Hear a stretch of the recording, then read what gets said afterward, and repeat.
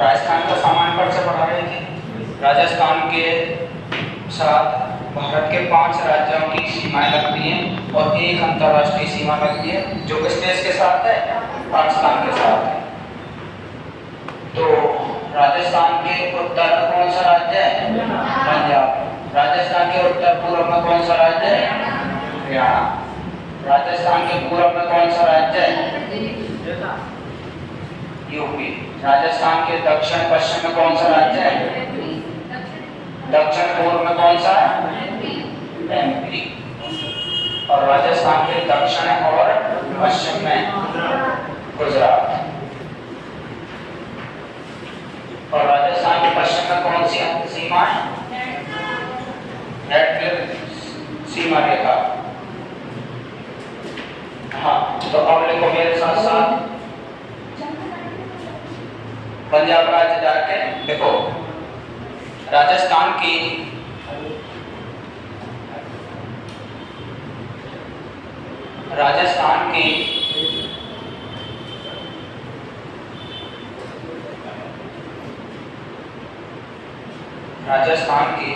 सबसे कम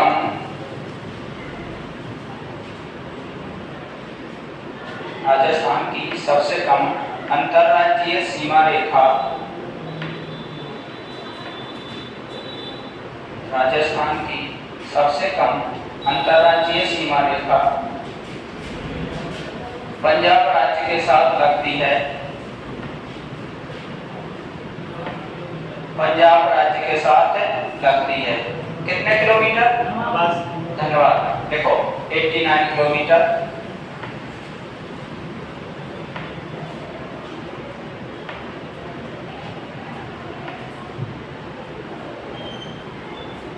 आगे देखो, राजस्थान के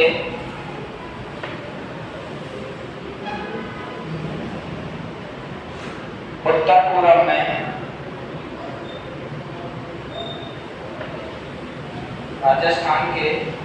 पूर्व में कौन सा राज्य है?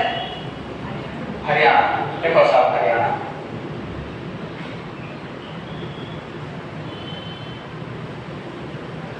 सीमा रेखा लिखो 1262 किलोमीटर। 1262 किलोमीटर तथा राजस्थान के 1262 तथा राजस्थान के पूर्व में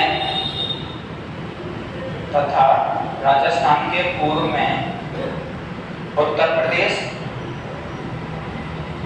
राजस्थान के पूर्व में उत्तर प्रदेश। कितनी सीमा रेखा है? कोई बता सकता है कितने किलोमीटर सीमा रेखा लगती है? देखो साहब, 877 किलोमीटर। 877 किलोमीटर। 877 किलोमीटर। राजस्थान के दक्षिण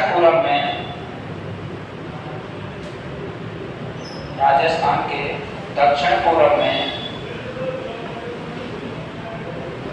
कौन सा राज्य है भाई? धन्यवाद। देखो मध्य प्रदेश।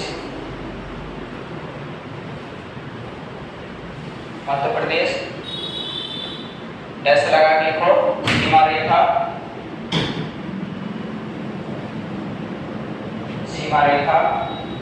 1600 किलोमीटर। सीमा रेखा 1600 किलोमीटर। अब सभी क्लास से एक बात सुनो कि जो एमपी है राजस्थान के साथ सबसे ज्यादा सीमा रेखा लगाता है, और कितने किलोमीटर है सर? 1600 किलोमीटर। इस 1600 किलोमीटर में भी राजस्थान की जो अंतर्राज्यीय सीमा है, इसी मध्य प्रदेश के साथ इसका जिला झालावाड़ 520 किलोमीटर सबसे ज्यादा अंतर्राज्यीय सीमा रेखा बनाने वाला जिला है। जैसे अपने राजस्थान की सीमा के राज्यों से 5 राज्यों से, इन 5 राज्यों में भी सबसे ज्यादा अंतर्राज्यीय जो सीमा बनाने वाला जिला है वो क्या है? झालावाड़ है, मध्य प्रदेश के साथ 520 किलोमीटर। तो एक छोटा स्लोप डायग्राम लिखो। राजस्थान की सबसे अधिक अंतरराज्यीय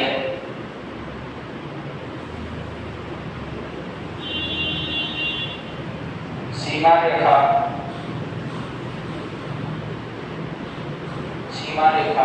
बनाने वाला जिला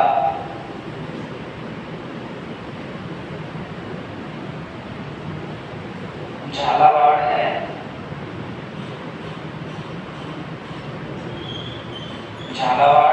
है।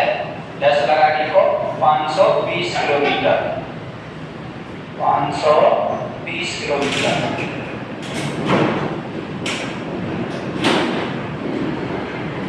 आगे देखो राजस्थान के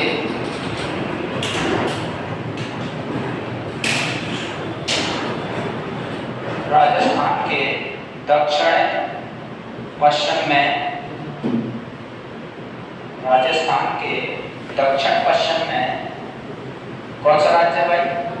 हाँ धन्यवाद। डैश लगा के लिखो गुजरात राज्य।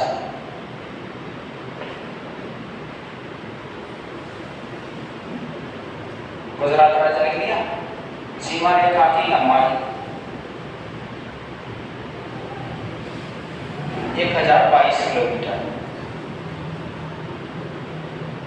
1022 किलोमीटर। बहुत अच्छे। अब सभी क्लास एक बार बोर्ड की तरफ देखो।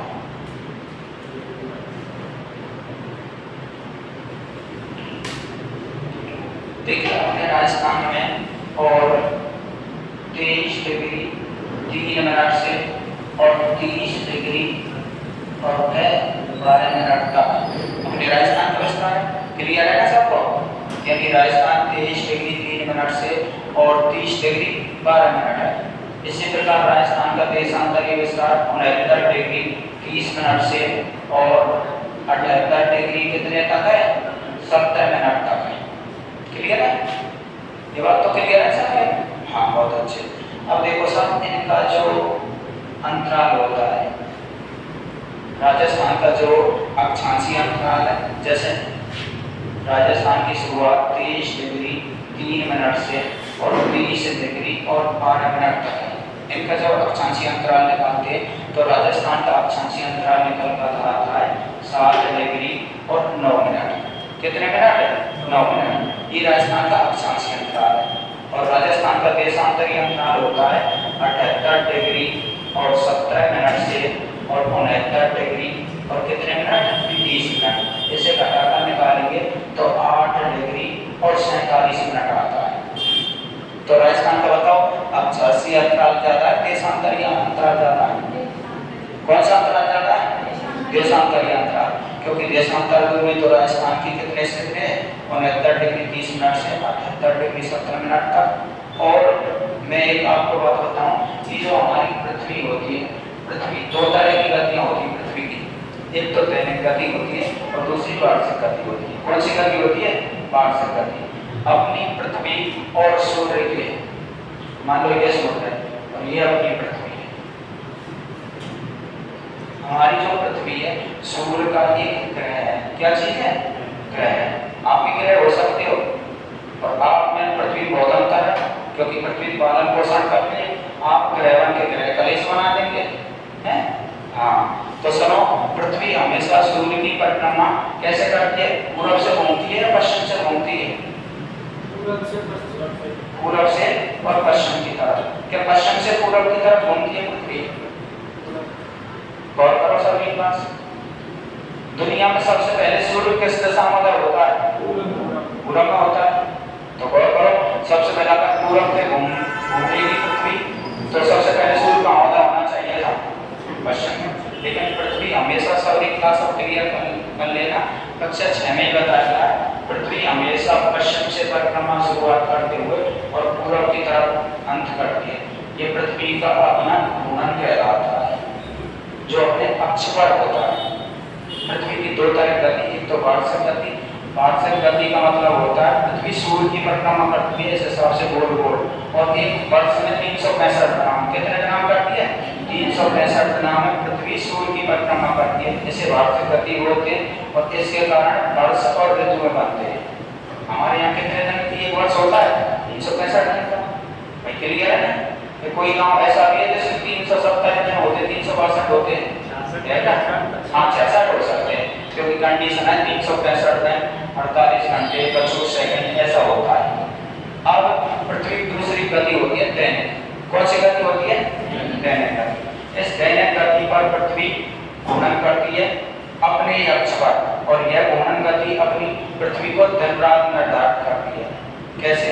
जब पृथ्वी अपने ही अक्ष पर इस हिसाब से और 1610 किलोमीटर प्रति घंटे की रफ्तार से अपने अक्ष पर घूमती है, और इस दैनिक गति के कारण पृथ्वी पर दिन और रात बनते हैं। और सामान्य पृथ्वी यानी 23 घंटे और 56 मिनट में अपना एक चक्कर पूरा करती है, और इसकी गति है 1610 किलोमीटर प्रति घंटा अपने अक्ष पर घूमने की। और जब पृथ्वी सूर्य का परिक्रमा करती है तो करीब 1 लाख किलोमीटर प्रति घंटे की रफ्तार से घूमती है। तो ये गति बहुत फास्ट है, ये कम है। इसे कक्षीय गति, इसे अक्षीय गति बोलते हैं, इसे दैनिक गति बोलते हैं और वार्षिक गति। अब बताओ दिन रात कौन सी गति संबंधित होते हैं? दैनिक गति से, और वार्षिक गति से। दैनिक गति को हम घूर्णन गति और कहते हैं। कभी तुमने गौर किया हो कि इस पृथ्वी पर भाई आकृति लगभग से गोलाकार बहुत फास्ट गति से पृथ्वी इस हिसाब से घूम रही है, फिर भी हम स्थिर रूप में हैं। तो कभी कंडीशन सोची क्यों है हम स्थिर रूप में? क्योंकि क्योंकि पृथ्वी की जो वायुमंडल की परत है ना ऊपर की, ये हम पर दबाव डाले हुए हैं, इसलिए हम इस पृथ्वी पर स्थिर है। जब पृथ्वी का गुरुत्वाकर्षण बल समाप्त हो जाता है, करीब 100 किलोमीटर से ऊपर जाए वायुमंडल में, तो हमें अपने आप संतुलन तैरने लगेंगे। पानी के पीछे भागो, पानी आगे आगे चलेगा, पैर के पीछे भागो, पैर आगे आगे जाएगा, क्योंकि गुरुत्वाकर्षण नहीं है। और जहाँ गुरुत्वाकर्षण नहीं है वहाँ चीजें संतुलित नहीं रह सकती। तो ऐसे करके संतुलन बना हुआ है। आगे देखो, पृथ्वी का अक्ष यानी राजस्थान का अक्षांशीय अंतराल देखो। राजस्थान का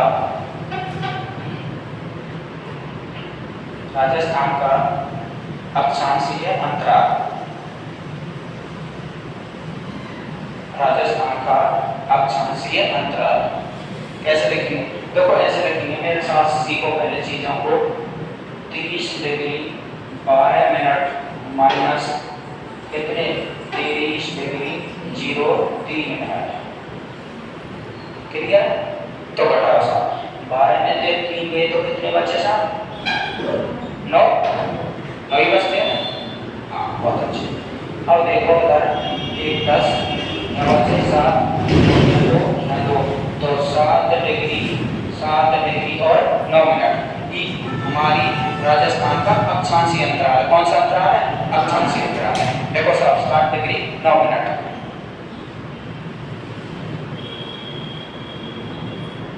आगे देखो, राजस्थान का देशांतरीय अंतराल,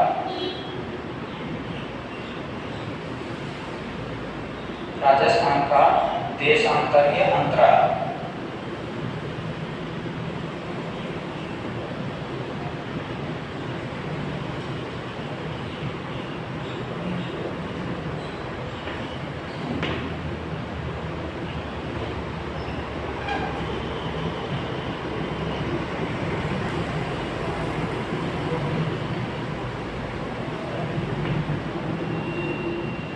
अब सभी क्लास एक साथ समझा।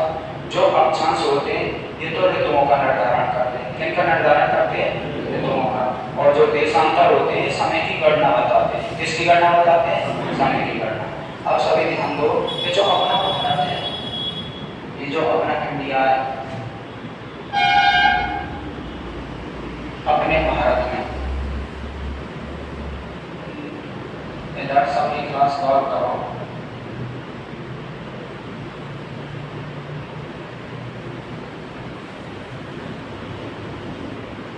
यही एक स्थान है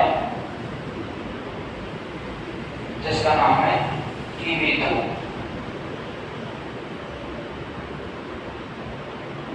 क्या नाम है सर? कीवीतो। कीवीतो भारत का सबसे पूर्वी पॉइंट है साहब। और राज्य है अरुणाचल प्रदेश। कौन सा राज्य है? अरुणाचल प्रदेश में सबसे पूर्व में कीवीतो है। और सबसे पश्चिम में राजस्थान में कच्छ डिस्ट्रिक्ट है। और गुजरात में पड़ता है। और गांव में गोहर मोती।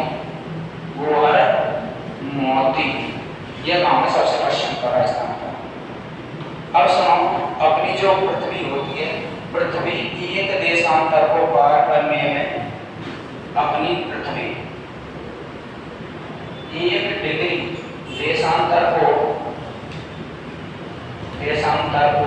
पार करने में और 4 मिनट का समय लेती है। कितना समय लेती है? 4 मिनट का। तो सभी क्लास क्लियर कर ली। तो पृथ्वी एक देशांतर को पार करने में और 4 मिनट का समय लेती है। कितना समय लेती है? 4 मिनट। इसी प्रकार अपनी पृथ्वी 1 मिनट देशांतर को पार करने में और 4 सेकंड का समय लेती है। अगर डिग्री की बात आए तो 4 मिनट, और अगर 1 मिनट देशांतर की बात आए तो 4 सेकंड। अब सुनो, भारत की सभी घड़ियां एक समान क्यों समय दिखाती हैं? क्योंकि हर देश का एक मानक समय रेखा निर्धारण की जाती है। क्या निर्धारण की जाती है? मानक समय रेखा।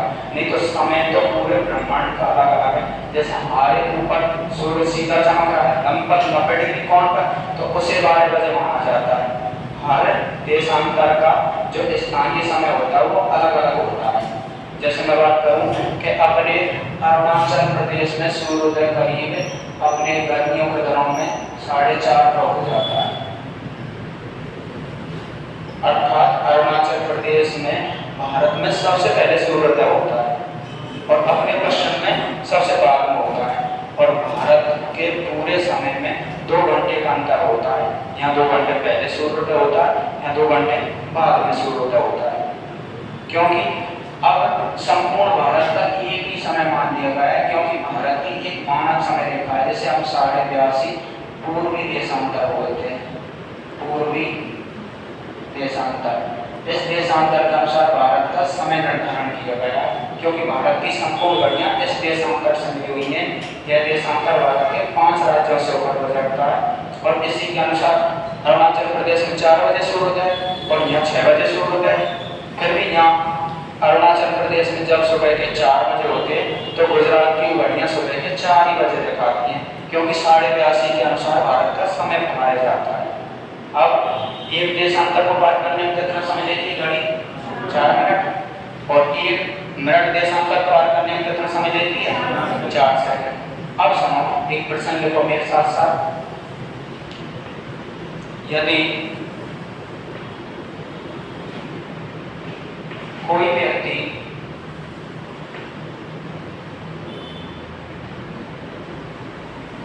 जैसलमेर के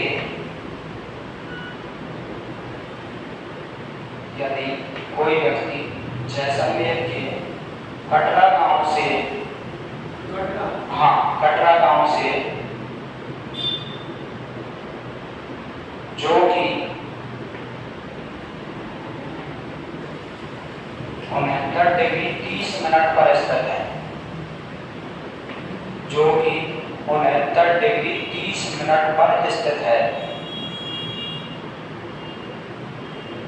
और वहां पर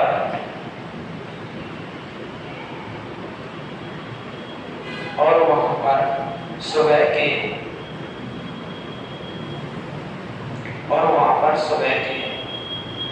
7 बजे हुए हैं।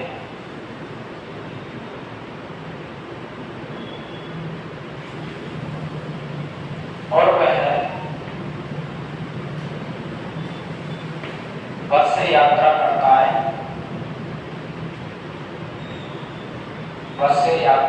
है, तो बताओ सिलान गांव धौलपुर, सिलान गांव धौलपुर, सिलान या सिलावट, सिलाना गांव धौलपुर कितने बजे पहुंचेगा, कितने बजे पहुंचेगा। अब सभी क्लास ध्यान से सुनो।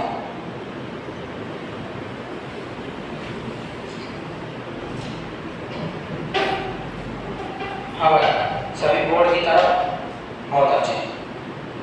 देखो वहां से यात्रा प्रारंभ हुई है कटरा से, और कटरा कहाँ है, जैसे कि लास्ट गांव है अपने राजस्थान का। यहाँ कितने डिग्री पर स्थित है, 69 डिग्री और 30 मिनट पर। और बस के द्वारा यात्रा कर रहा है सलाम गांव की, ये सलाम गांव है, सलाम, और सलाम गांव में 78 डिग्री 70 मिनट पर।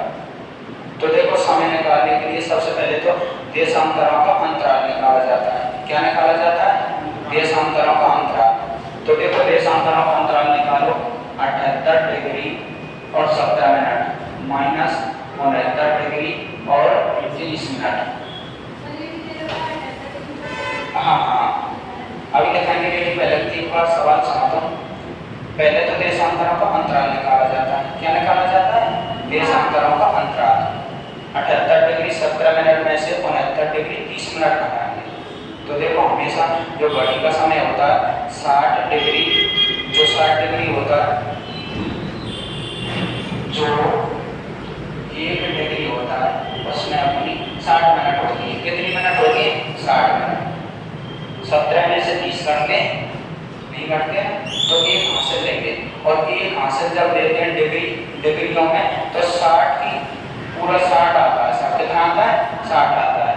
तो यहाँ हमने सब इस 78 में से 1 ले लिया तो 60 यानी 1 डिग्री यहाँ से ले ली, और 1 डिग्री में कितने मिनट होते हैं, 60 मिनट होते हैं। और ये क्या है, अपनी मिनट है ना, क्लियर है भाई, मिनट ही है। तो अब घटाएंगे इधर 77 डिग्री और 77 ही मिनट हो गए, क्योंकि 17 में 60 को जोड़ा कितने बनेंगे, 77 ही बनेंगे। तो 77 डिग्री 77 मिनट हो गए जोड़ के।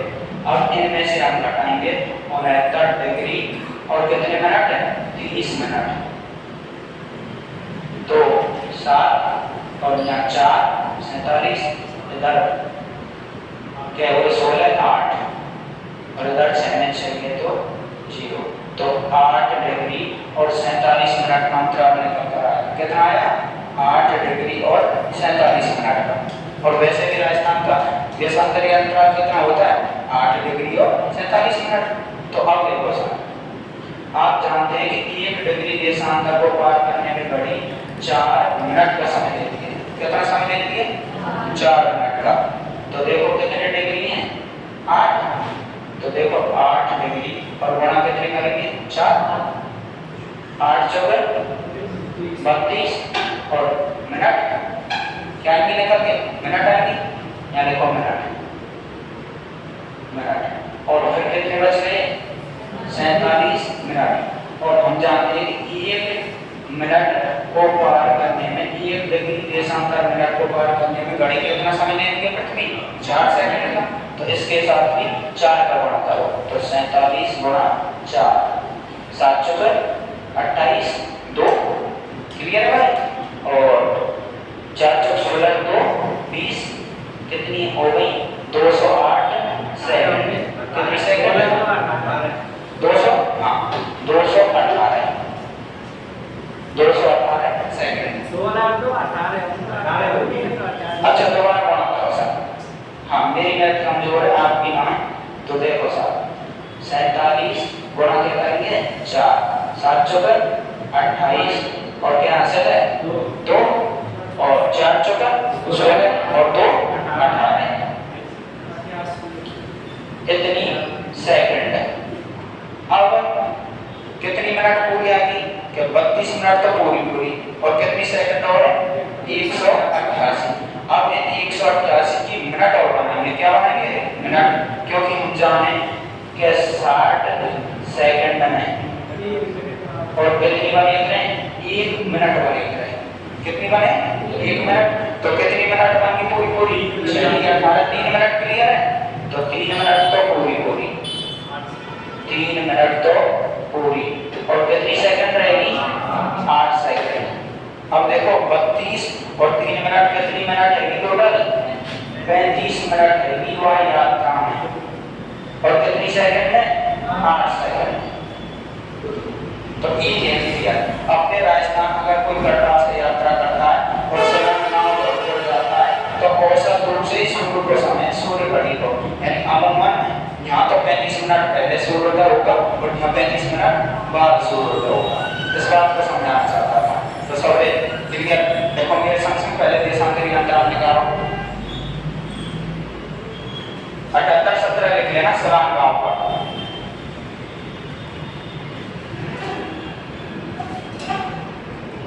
पहले देशांतरी अंतराल निकालो।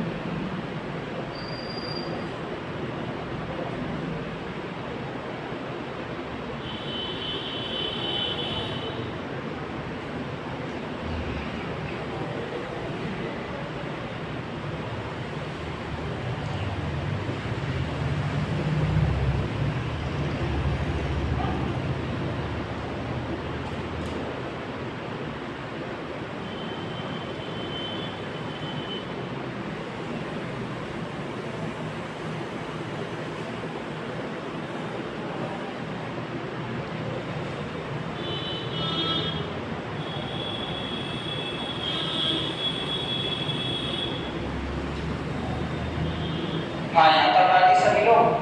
अब सुनो कै बजे यात्रा प्रारंभ की थी धौलपुर से? कटरा से कै बजे चले थे? 7 बजे। तो सलामगांव कै बजे पहुंचेंगे? 7:35 और 8 सेकंड पर पहुंचेंगे सलामगांव धौलपुर। कितना टाइम लगा? 35 मिनट को 7 बजे चालू करी तो 7:35 8 सेकंड में हम सलामगांव धौलपुर पहुंचेंगे। अब सुनो सबसे फंडा ही होता है कि देशांतरों में जब पूर्व की तरफ जाते हैं तो समय को जोड़ते हैं और देशांतरों में पश्चिम की तरफ जाते हैं समय को घटाते हैं। और अरुणाचल प्रदेश से इधर की तरफ जाएंगे अपने कोई से राज्य की तरफ जाए राजस्थान से तो समय प्लस में होगा और राजस्थान से अगर पाकिस्तान अफगानिस्तान इजराइल सीरिया पश्चिम के जो देश हैं इधर की तरफ जाएंगे समय घटते क्रम में रखा जाएगा। तो जैसे मान लीजिए पृथ्वी है ये ग्रीन विच रेखा है जीरो देशांतर, इसे अंतरराष्ट्रीय समय रेखा कहा जाता है। इसकी अंतरराष्ट्रीय समय रेखा, इसी से समय का निर्धारण होता है और हर देश की एक समय रेखा होती है। जैसे अपने भारत की कौन सी है? 82.5 पूर्वी देशांतर है। कौन सी देशांतर है? 82.5 पूर्वी देशांतर अपने भारत की है। अब एक प्रश्न देखो छोटा सा,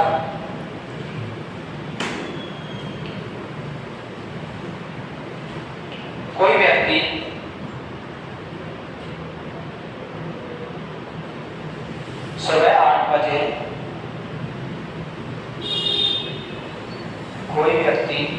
सुबह 8 बजे कटरा जैसलमेर से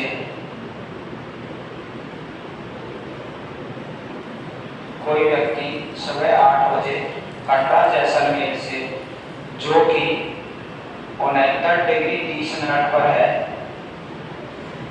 जो कि 69 डिग्री 30 मिनट पर है, यात्रा प्रारंभ करता है।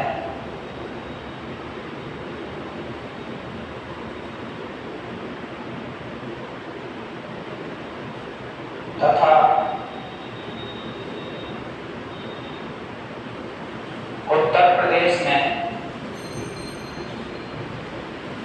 मिर्जापुर, उत्तर प्रदेश में मिर्जापुर जो 82 डिग्री 30 मिनट पर स्थित है,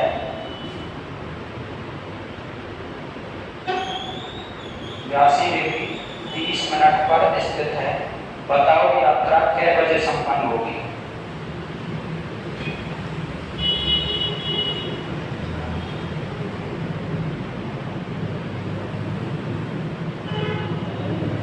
बताओ यात्रा कै बजे संपन्न होगी। निकालो साहब।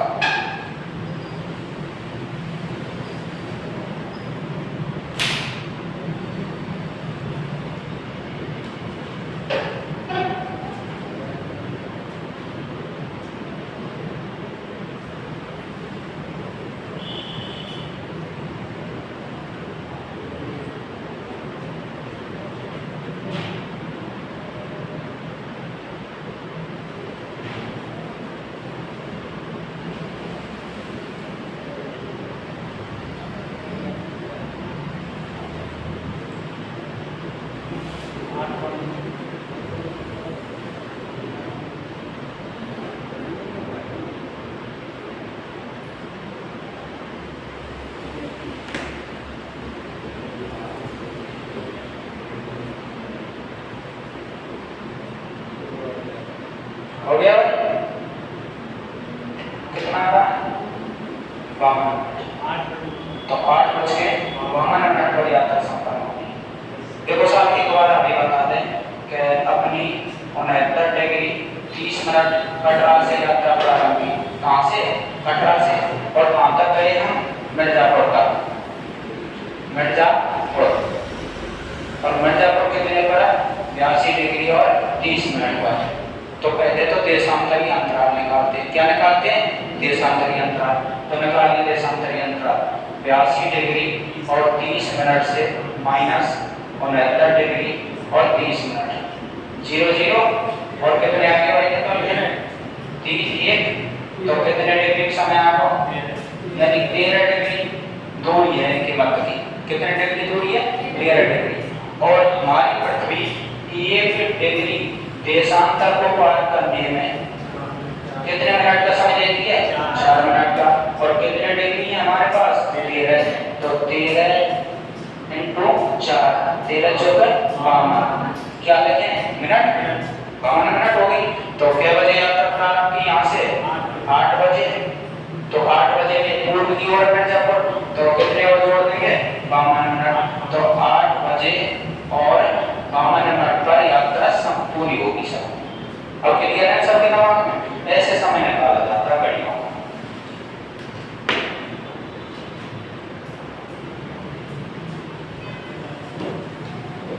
हाँ भाई आगे चलेंगे। आगे देखो राजस्थान का भौतिक स्वरूप। राजस्थान का भौतिक स्वरूप। अब सभी क्लास ध्यान से समझे जाओ। लिखेंगे कुछ भी, केवल समान। देखो सामान्यतः जो अपना राजस्थान है, सर्वप्रथम एक विद्वान हुए थे वीसी मिश्रा। वीसी मिश्रा जी ने राजस्थान को प्रारंभिक रूप में सबसे पहले विभाजन दिया था और 7 भागों में बांटा था राजस्थान को। कितने भागों में बांटा था? 7 भागों। लेकिन ये राजस्थान का सर्वमान्य विभाजन नहीं चलता है। ज्यादातर जो विभाजन है अपनी हिंदी ग्रंथ अकादमिक पुस्तक होती हैं उनके अनुसार चलता है। उनके अनुसार राजस्थान को 4 भागों में बांटा गया। राजस्थान सबसे पहले पश्चिम मरुस्थलीय प्रदेश, इसके बाद हाड़ौती का पठार, इसके बाद अरावली पर्वतमाला और लास्ट में अपना पूर्वी मैदान। ऐसा करके राजस्थान को 4 भागों में बांटा गया। लेकिन कई बार पिछले एग्जाम 2 बार बन के आया किन के अनुसार राजस्थान को 7 भागों में बांटा गया है। तो वीसी मिश्रा जी के अनुसार राजस्थान को 7 भागों में बांटा गया था। जैसे कि पश्चिमी शुष्क प्रदेश पहला, इसके बाद पश्चिमी अर्धशुष्क प्रदेश, इसके बाद साहब नहरी प्रदेश, इसके बाद दक्षिणी पूर्वी कृषि प्रदेश, इसके बाद पूर्वी कृषि प्रदेश, इसके बाद साहब अरावली प्रदेश और एक उत्तरी मरुभूमि प्रदेश। ऐसा करके अब राजस्थान को 7 भागों में बांटा जाता है, लेकिन ये विभाजन चलता नहीं है। लेकिन एक बार आया था कि अपने राजस्थान को सर्वप्रथम किसने भौतिक विभागों में बांटा था? तो BC मिश्रा जी ने राजस्थान को सर्वप्रथम कितने भागों में बांटा? 7 भागों में बांटा था। लेकिन वर्तमान में जो समान विभाजन है हिंदी ग्रंथ अकादमी की पुस्तकों के अनुसार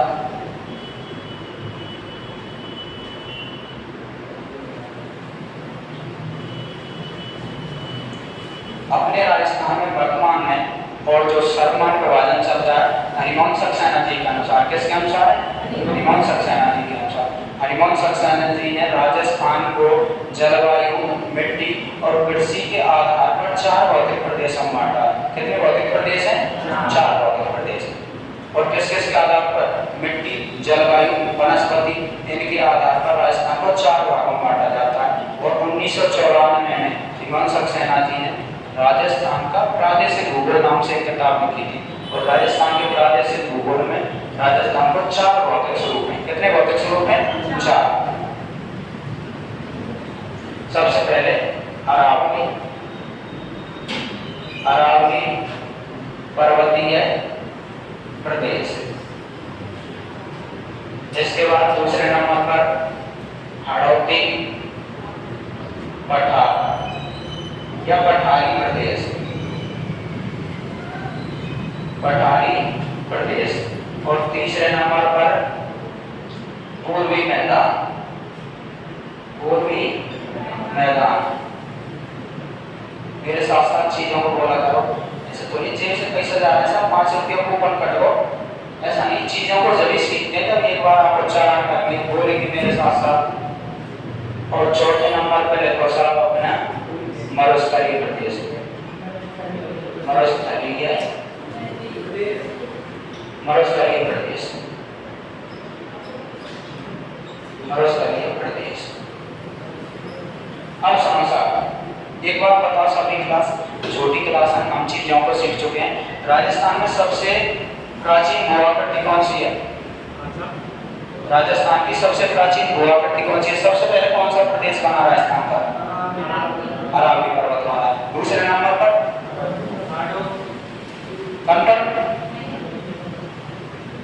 हाँ कनकन में हम रिपोर्ट करने चला जाऊंगा इस वक्त कनकन में। हाड़ौती, बहुत अच्छे, धन्यवाद। कॉन्फिडेंस है?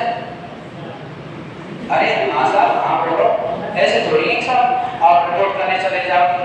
रिपोर्ट तो ही करनी, पढ़ाई ये चीज सीखनी है साहब, चीजें सीखनी है। दूसरे नंबर पर राजस्थान में हाड़ौती का पठार ही बना था। तीसरे नंबर पर पूर्वी मैदान, मैंने क्रम से ही रखा है। और चौथे नंबर पर मरुस्थलीय राष्ट्र। तो सभी ध्यान से, राजस्थान में सबसे पहले बोलो अरावली, हाड़ौती पठार, पूर्वी मैदान और मरुस्थलीय प्रदेश। ये क्रम है राजस्थान में। जब पृथ्वी उत्पन्न हो रही थी तो पृथ्वी उत्पत्ति के दौरान 2 भूमियों पर रहती पृथ्वी प्रारंभ में। उत्तर में तबौलेशिया, दक्षिण में गोंडवाना और मध्य में टैथिस सागर जो भूमि बनी थी। अपने राजस्थान की ये 4 भूआकृतियां, सबसे पहले अरावली, अरावली बनी गोंडवाना भूमियों से। इसके बाद हाड़ौती पठार, ये बनी गोंडवाना भूमियों से।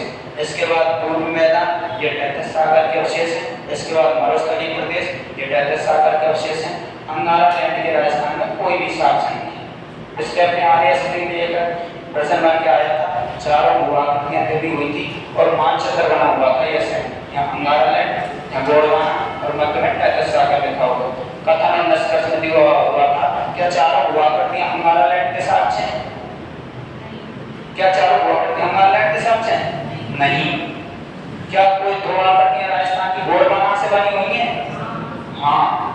क्या कोई 2 आकृतियां राजस्थान के टैथिस सागर संबंधित है? हाँ। तो ऑप्शन बना के ऊपर नीचे लिखा हुआ था कि ए ऑप्शन इससे मिलान है, बी ऑप्शन इससे मिलान है, और कथन और निष्कर्ष दोनों सही है कि नहीं, ऐसे आपको प्रश्न बना हुआ था। तो सबने क्लियर करना कि 2 आकृतियां जो राजस्थान की अरावली, हाड़ौती बनी हुई है गोंडवाना भूमियों से। किससे बनी हुई है? गोंडवाना से। और 2 आकृतियां राजस्थान की टैथिस सागर के अवशेष। किसके अवशेष हैं? टैथिस सागर के। एक अगली शक्ति है कि अपने राजस्थान की प्राचीन काल की मैं अपनी बताऊं, ये कंडीशन थी राजस्थान की। इस अवधि का नाम है क्रिटेशियस युग, जुरेसियस काल या फिर प्रारंभ प्लेस्टोसीन। इन तीन अवधियों में राजस्थान में समुद्र का विस्तार था। क्या था? समुद्र का विस्तार था राजस्थान में। इसके साक्ष्य कैसे मिले? जब हम जैसलमेर में और एक गांव में आकल, कौन सा गांव में? आकल। इस आकल गांव में कार्बन 14 जो डेटा पद्धति चलती है उससे जब साक्ष्य मिलान करते हैं तो उसमें लकड़ी के प्राचीनतम साक्ष्य मिले जो समुद्रों में वृक्ष होते थे ना, आज से करीब 18 करोड़ वर्ष पहले, जिन्हें हम क्रिटेशियस युग बोलते हैं।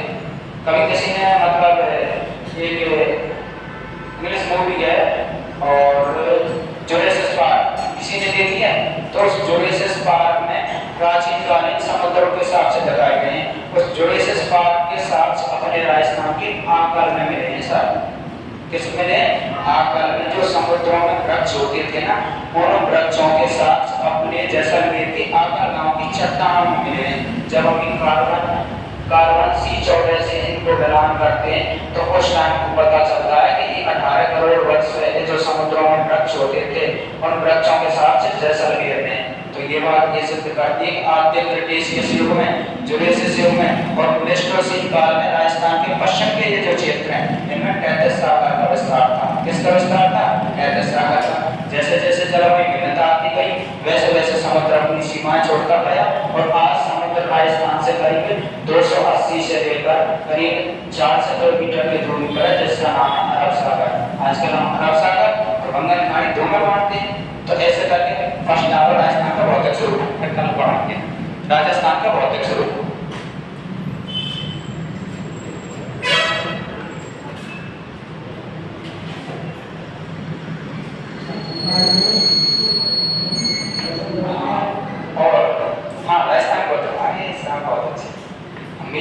लेकिन राजस्थान भौतिक स्वरूप डालो, राजस्थान का भौतिक स्वरूप। और आज क्लास चेंज लगी है, सीटी वाले कल और थे आज और लोग हैं। ऐसा भी हो सकता है कल और लोग, हाँ हो सकता है, क्योंकि प्रकृति चेंज परिवर्तन चाहती है और समाज भी परिवर्तन चाहता है। जरूरी है, हाँ सुना, बहुत जरूरी है बेटा। राजस्थान का भौतिक स्वरूप डालिए सबने, राजस्थान का भौतिक स्वरूप। और क्रम से आकृतियों को लिखो।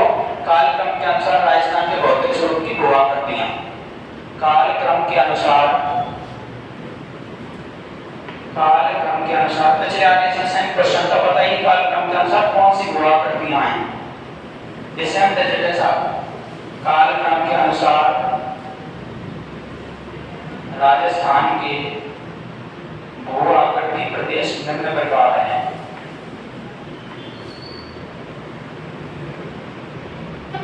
कालक्रम के अनुसार राजस्थान के भू आकृति प्रदेश निम्न प्रकार हैं। फर्स्ट अरावली, कल विस्तार तो पढ़ाएंगे बहुत अच्छे से, ऐसी बात नहीं।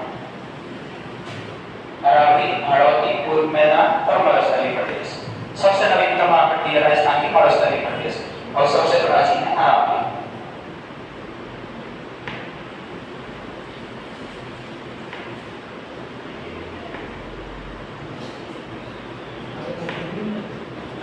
अच्छा, ओ बहुत अच्छी। हाँ मैं भी सारे जानो बढ़िया साल करो तो मैं साल तो